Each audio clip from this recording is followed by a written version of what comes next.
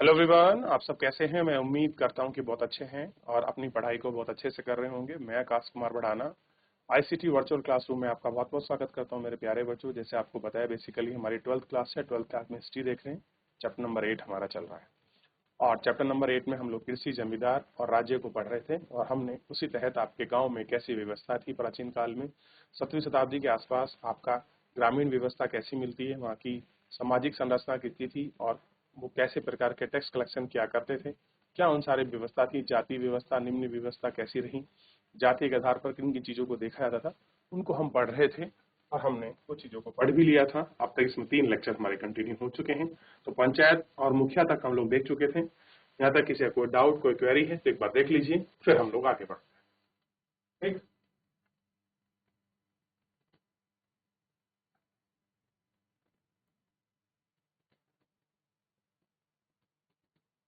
देख लिया।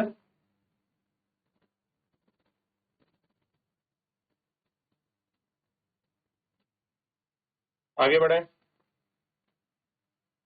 आगे बढ़े।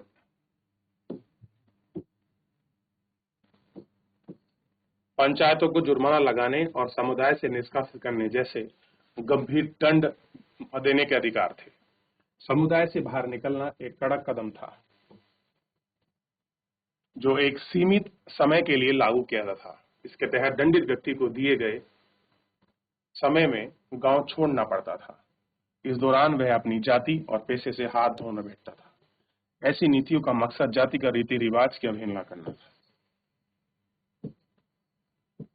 ठीक, ग्राम पंचायत के अलावा गांव में हर जाति की अपनी पंचायत होती थी।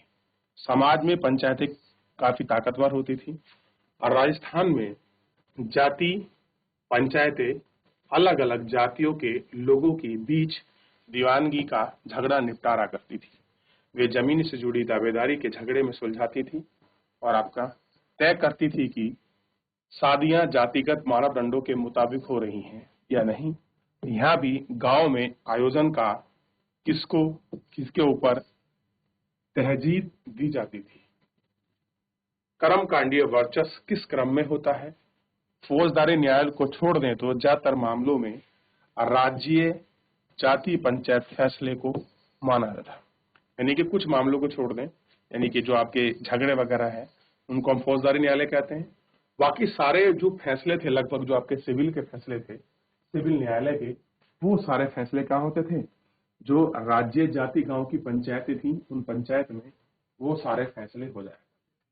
तो ये सुनिश्चित होती थी उन फैसलों के आधार पर, उन चीजों के आधार पर कि किस प्रकार हो रहा है, ये सारी चीजें देखी जाती थी। अब बात कर रहे हैं पश्चिमी भारत की। पश्चिमी भारत खासकर राजस्थान और महाराष्ट्र जैसे प्रांतों के संकलन दस्तावेज में ऐसी कई अर्जियां हैं जिन्हें पंचायत में ऊंची जाति या राज्य के अधिकारियों के खिलाफ जबरन कर उगाही या बेगार वसूली की शिकायत की जाती थी। आमतौर पर यह अर्जी ग्रामीण समुदाय, नीचे तबके के लोग रहते थे। कैसे थे? नीचे तबके के लोग रहते थे। तो वे अक्सर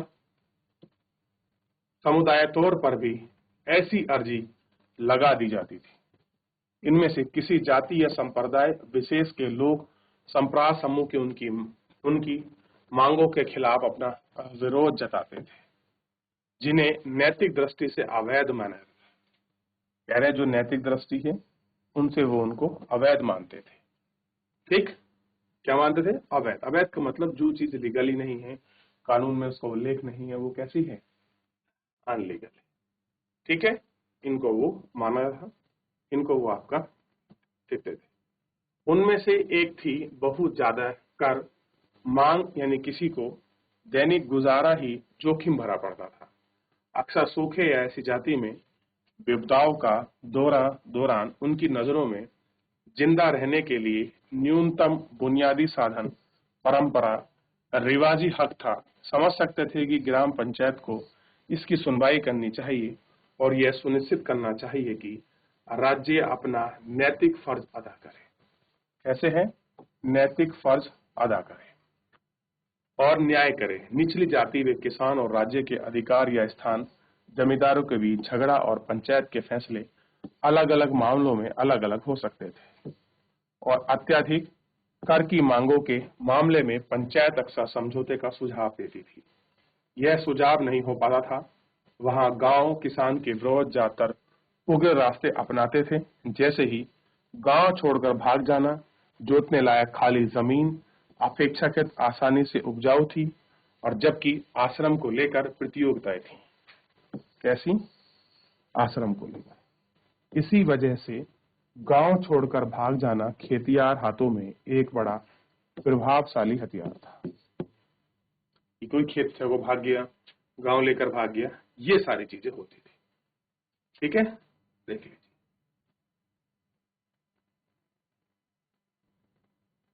आगे बढ़ते हैं। देख लिया आपने कैसे काम हो रहा है। आप चित्र में दर्शाया गया कुछ वर्णन कर रहा है, आप उनको देखिए कैसे अद्भुत आपको चित्र जो है ये आपको दिखाई देंगे।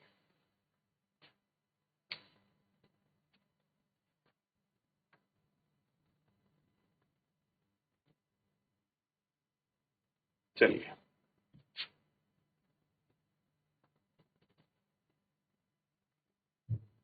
ग्रामीण दस्तकार अलग अलग तरह के उत्पादन कार्य में जुड़े लोगों के बीच फैसले लेन देन के रिश्ते गांव का एक रोमांचक पहलू था।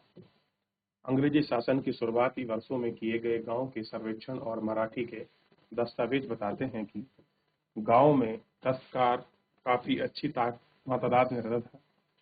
कहीं कहीं तो कुल घरों में ये 25% घर दस्तकार थे और कभी कभी किसानों और दस्तकारों के बीच का फर्क करना मुश्किल होता था, क्योंकि कई ऐसे समूह थे जो दोनों किस्म के काम करते थे, खेतिहार और उसके परिवार के कई सदस्य की तरह, और वास्तु के उत्पादन में शिकार करते थे।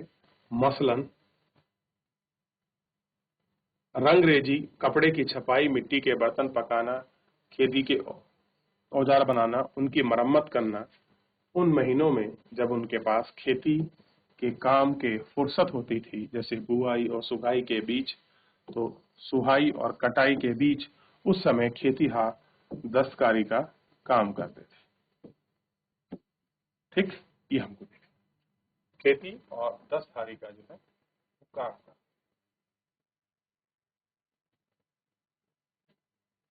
देखिए, तो ग्रामीण दस्तकारी किस प्रकार फैली हुई थी, ये आपको देखिए।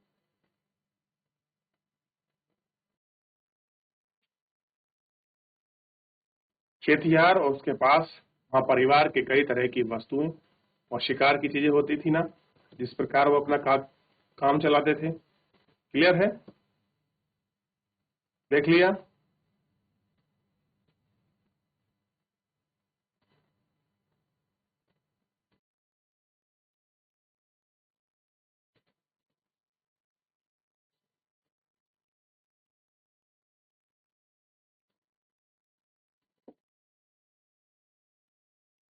कुम्हार, लोहार, बढ़ाई, नाई, यहाँ तक कि सुनार जैसे ग्रामीण दस्तकार भी अपनी सेवा गांव के लोगों को देते थे, जिसके बदले गांव वाले उन्हें अलग अलग तरीके से उन सेवाओं की अग्रण्य करते थे।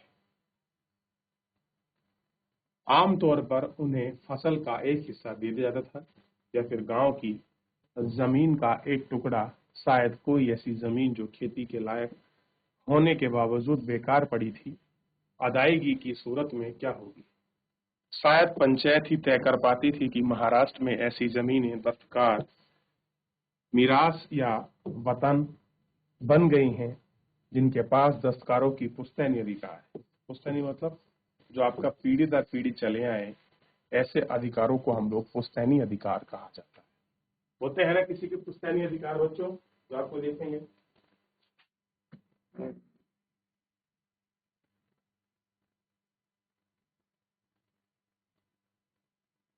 क्लियर है?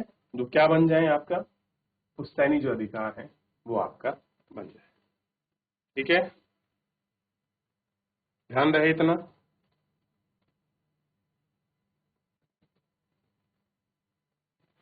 चलिए आगे देखते हैं हम लोग और कंफर्म हो जाएगा क्या चीजें हैं।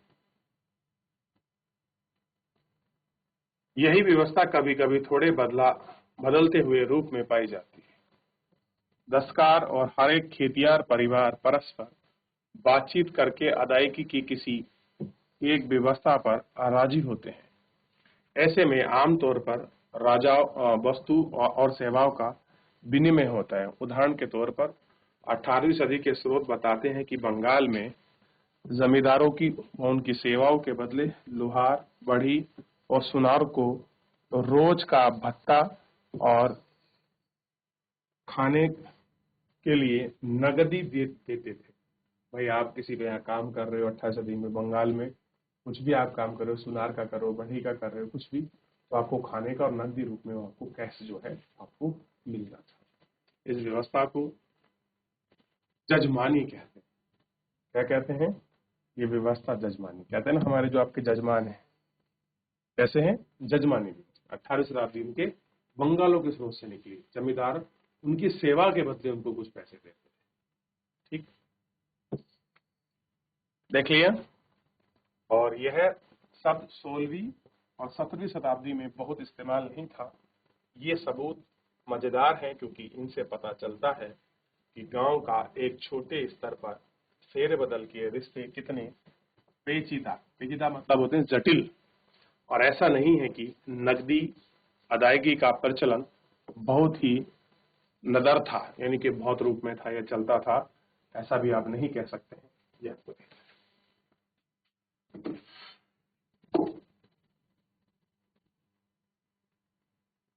अब इसके बाद एक छोटा गणराज्य की कहानी हम लोग देखेंगे। क्या है छोटा गणराज्य? एक बार जितना आपने ऊपर पढ़ा है, किसी को डाउट है, किसी कोई क्वेरी है, किसी कुछ पूछना है, एक बार देख लीजिए। चलिए देख लिया।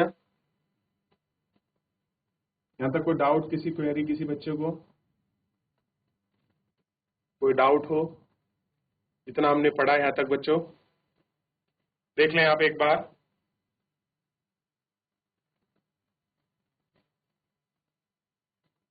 और ये कपड़ा उत्पादन वाली चीजों भी आपने पढ़ लिया था ना, इस प्रकार दस्तकार बनते थे। ठीक है, आपको बहुत सारी व्यवस्थाओं के बारे में, बहुत सारी नई नई चीजों के बारे में आपको समझ आ रहा होगा कि हमारा समाज कैसा है। देखिए यहाँ तक पंचायन हो गया। गांव की जो ग्रामीण व्यवस्था की संरचना थी, इस तरीके से जो है हम लोग आपके बुजुर्गों के माध्यम से ग्रामीण का जो गांव का जो मुखिया था, जिसे मुकद्दम या आपका महल भी कह सकते थे, वो किस प्रकार, या बहुत जगह आपके मंडल का भी उल्लेख मिला है। और उसका मुख्य कार्य क्या था, वो कैसे गांव की व्यवस्था को बनाता था, कैसे जाति आधार की संरचना उसके नियम के चले, उसका मुख्य कार्य यही था। ये सारी चीजें इसमें देखी जाती थी। देख लिया। एक क्या चीज आई है, भ्रष्ट मंडल। मंडल अक्सर अपने औहदे का गलत इस्तेमाल करते थे, तो मुख्यतः उन पर आरोप था कि वे पटवारी के साथ मिलकर हिसाब किताब में हेराफेरी करते थे और कि वे अपनी जमीन पर आकलन करने के काम के अतिरिक्त बोझ के छोटे किसानों पर भी डालते थे। ठीक है, ये आपको देखना है। क्लियर है?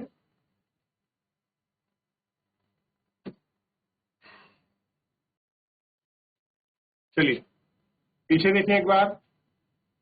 यहाँ तक कि गांव में कैसी जाति आपकी राजपूत के रूप में निकली है, कैसी बुक में लिखावट है, कौन कौन आपका कृषक, कौन कौन आपके पशुपालक के रूप में बने, ये सारी चीजें आप देख रहे हैं। इसी में इसका उल्लेख है, ये सारी चीजें इसी में दिखाई देती हैं। देख लिया आपने? ये देख रहे हैं ग्रामीण जाति का माहौल, कैसे वहां आपका ट्रेड वगैरह हुआ करता था, कैसे मजदूरी थी, ये परक चीजें देख लीजिए आप एक बार। पीछे देख लीजिए बेटा।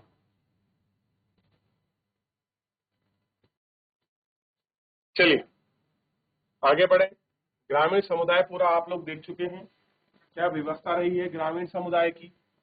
चलिए आगे बढ़ जाएं। यानी कि एक तरफ हम लोग देखते हैं फसल की भरमार कैसी थी, कितनी फसलों का उल्लेख मिलता है, कौन कौन सी फसल उगाई जाती थी, कहां पर कपास की फसल, तिलहन की फसल हो रही थी, बंगाल में कैसे 50 जो किस्म की फसलें उगाई जा रही थी, ये हमने देखा। ठीक, शाह नहर क्या थी, पंजाब शासन काल में किस प्रकार रहेट से सिंचाई की जा रही थी, बाबरनामा में कैसे इसका उल्लेख मिलता है, ये सारी चीजें देखी आपने। बताइए।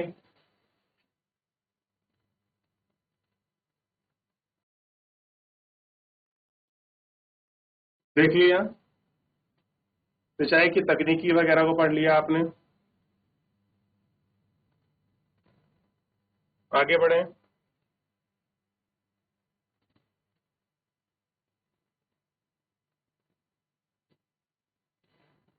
स्रोतों की जो आपकी तलाश है उनको देख लिया।